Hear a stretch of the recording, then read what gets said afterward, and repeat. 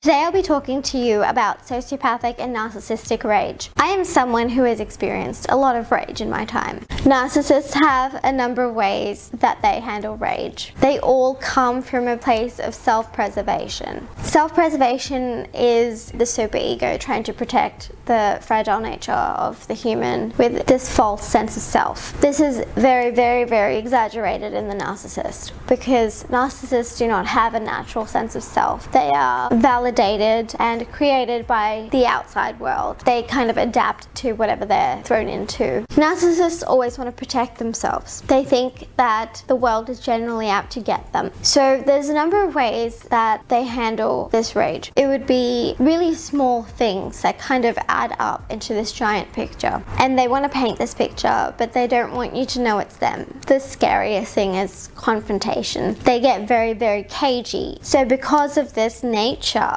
they can't do the whole "you're a piece of shit" to your face. There's consequences for their actions and they know this, so they never really cross that boundary unless you do something that will destroy them. Classic narcissists have no problem with confrontation. We don't give a shit.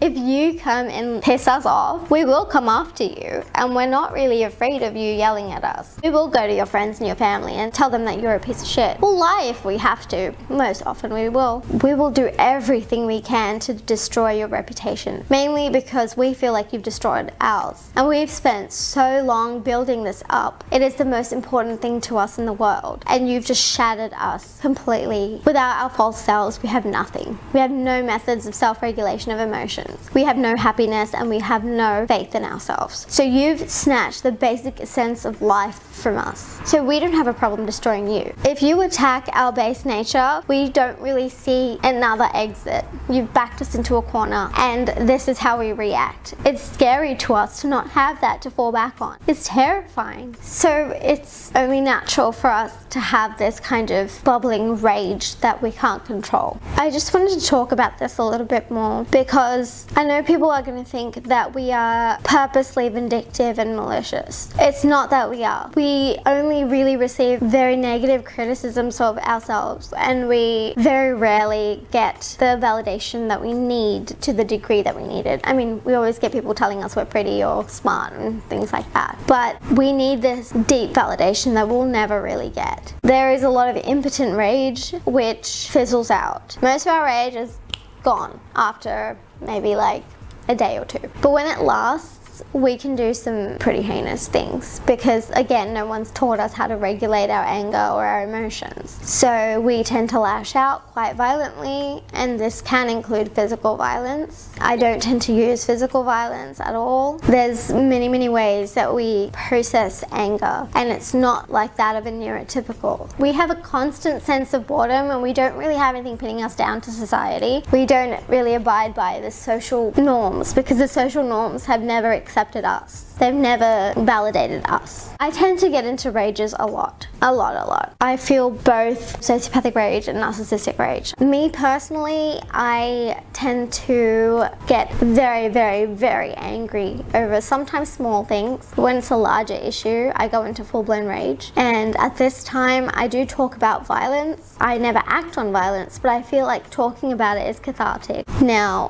one of my friends, who is a psychopath, she tends to get quite anxious and frustrated when she is in the middle of a rage. She is the complete opposite of me, and that's why I run a lot of things past her rather than acting on my impulses. She is always very cool, calm, and collected no matter how much rage she is experiencing. So she doesn't really do stupid things. I do stupid things. She is only really affected by rage when it involves her anxiety. When her anxiety flares, she goes into a sort of meltdown or catatonia, if you will. And that's more inward bound. Like, she is not a physically violent person, nor is she confrontational to that degree that I am. She is more reserved and she won't make snap judgments. So she's on another end of the scale. It's not just people who are really violent or quick to anger.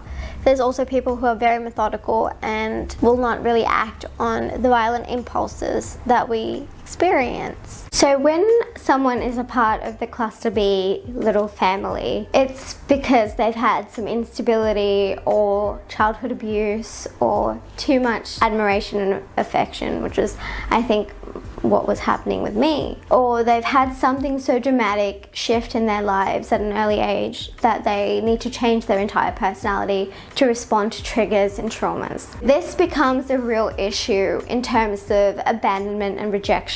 Now, I will give you this. Abandonment and rejection is fucking shit for everyone involved. It's not good for neurotypicals either. Like, I see you guys, I know you're suffering. But for us, if you Google this, it comes up with so many results. People want to know how narcissists and sociopaths react to rejection and abandonment. So I'm going to tell you the unfiltered version. It feels like fucking death. That's what it feels like. It feels like we're in Titanic and we're Jack. We're not Rose. We don't have the door. We're drowning in ice water and it's terrible. Let's describe it like this. As a narcissist, we've built this false self. Wealthy, talented, intelligent. Basically the kind of person you admire and hope to be. Of course, this person doesn't exist because everybody has flaws, not just us, but everybody. We can't have that though because we have no way to self-regulate our emotions and our self-esteem. So we keep pumping gas into this like false self over here. And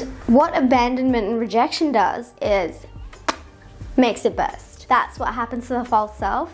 And the real self is in bed crying or eating like 2 tons of fucking ice cream and, you know, not going to the gym and then crying about getting fat and not getting enough narcissistic supply because we're getting fat and unattractive. Anyway, with a narcissist, when you reject their false self, you are triggering their true self, and it's like this endless well they have no understanding of and no awareness of. So it feels like you are snatching their entire world away, and they feel so much despair that they often cannot work. They cannot go back to uni for a while. They're out of commission. It's not the same thing as a neurotypical being rejected, because I've seen that happen and I know what you guys are feeling. It sucks. Of course it sucks. But for us, it's like being punched and then maybe like thrown out a window just for some fun and some broken bones. We tend to hide our loneliness and despair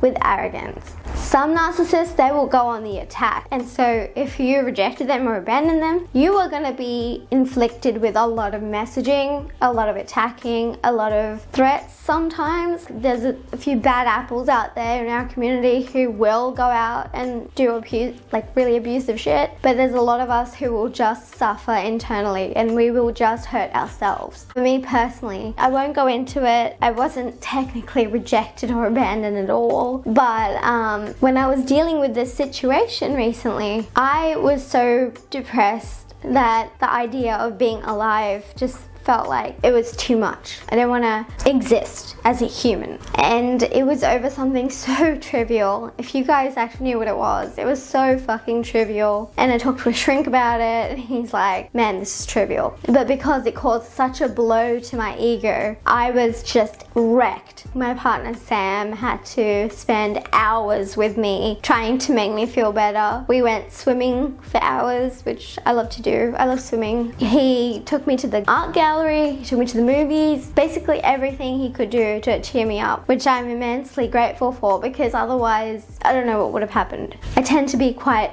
impulsive and irrational about things sometimes, not out of just emotions, but there's kind of hopelessness. It was very temporary, but it was so overwhelming that, oh God, I don't know, it really, really got to me. While I still had narcissistic supply, other people do not. And when you don't have narcissistic supply, you're not living. Narcissists will go to new extremes to find people who can support them, who can give them the love and attention that they need. And they will do risky things to kind of win attention. So they'll go out and spend all their money. It's not so much a thing of 2 weeks of mania or 2 weeks of depression. It's kind of over like a week or so. And this is the kind of time it takes to recharge and move on. Abandonment just kind of wakens that feeling inside them that they're worthless, because if someone's left them, or if someone doesn't even reply to them, what value do they have to society? That's how we think. It makes no logical sense, of course, because we are more than just people's responses to us. We shouldn't hate ourselves as much as we do. But that article that I've talked about previously, The Hidden Suffering of the Psychopath, it tells us clearly that psychopaths and sociopaths still desperately feel the need for love and approval from other people. So we need to be loved and admired and appreciated, just like neurotypicals and just like narcissists and everybody else. We're not some sort of breed of human that cannot comprehend emotions and stuff. So we have an immense fear of abandonment and rejection. If you are living a parasitic life, of course abandonment is going to affect you because the host is gone. But from the other side of sociopathy, we're very understimulated. So other people give us that stimulus to be excited about life. The pathological lying and the extreme arrogance kind of covers what we are actually feeling inside. And this abandonment leaves us with our own thoughts. Serial killers are an interesting topic. Jeffrey Dahmer, for example, had antisocial personality disorder and borderline personality disorder.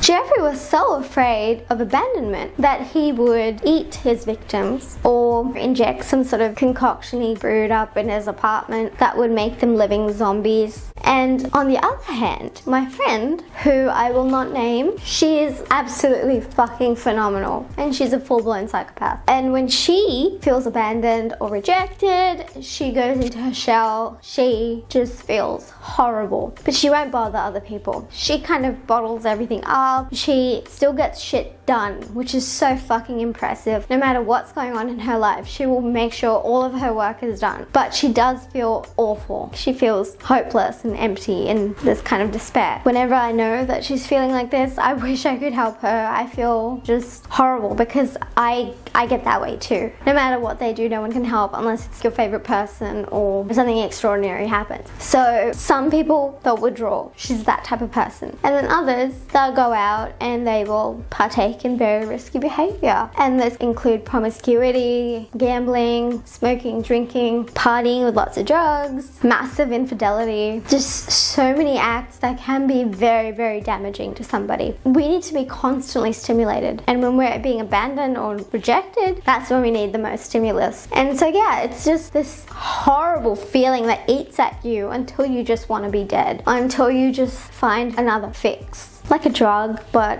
not as awful, although drugs can actually be part of the supply that we need. But also in the article, like I was saying, this abandonment causes visceral pain in the sociopath and the psychopath. This is not just something that they can gloss over. It's like having a physical injury. It's kind of debilitating. Psychopaths tend to have a propensity for violence if they do feel that loneliness, that depression, because they feel that no one can love them for the people that they actually are. And this has been seen with these violent criminals. They were not given the love and like the support in their foundation. They were not given the kind of love that they needed to not need to go to that extreme to achieve some sort of sense of acceptance. I know I'm going on a tangent here, but the thing is, people wonder, like, how can they be so entitled to think that they can murder somebody just because they feel lonely? And yes, I get it, but imagine the world's just kind of closing in on you. Just like every other person, they have a deep need to be loved and cared for. And when this doesn't happen, they can act out. They don't have any regard for their own life and other people's lives, which can cause a lot of problems. We can either self-destruct or we can blow someone else up.